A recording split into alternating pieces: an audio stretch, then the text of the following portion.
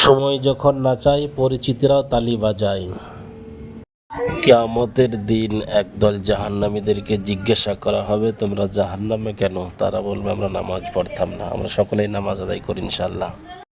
কখনোই মায়ের কথা শুনে স্ত্রীকে আর স্ত্রীর কথা শুনে মাকে বিচারের কাঠগড়ায় দাঁড় করাবেন না।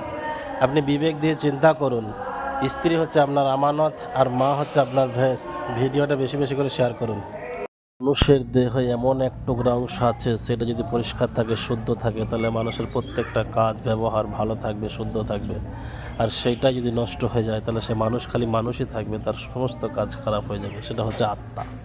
মানুষের মধ্যে যখন শক্তির অহংকার চলে আসে, তখন নিজের ভুলগুলোকেও ঠিক মনে করে আর নিজের অপলব্ধি ও ব্যতিক্রম কোনো কথা শুনতে পছন্দ করেন না।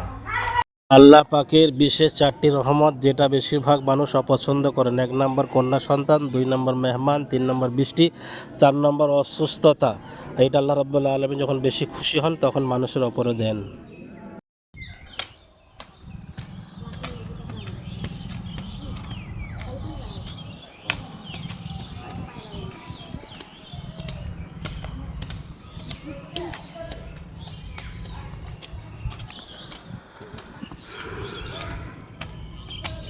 পৃথিবীতে সবকিছু মেনে নেওয়া গেলেও আপন মানুষের বিশ্বাসঘাতকতা মেনে নেওয়া যায় না। কি ভাবছেন মানুষের উপকার করে মহান হবেন? স্বার্থের দুনিয়াবাস, স্বার্থে ফুরিয়ে গেলে আপনাকেও ভুলে যাবে।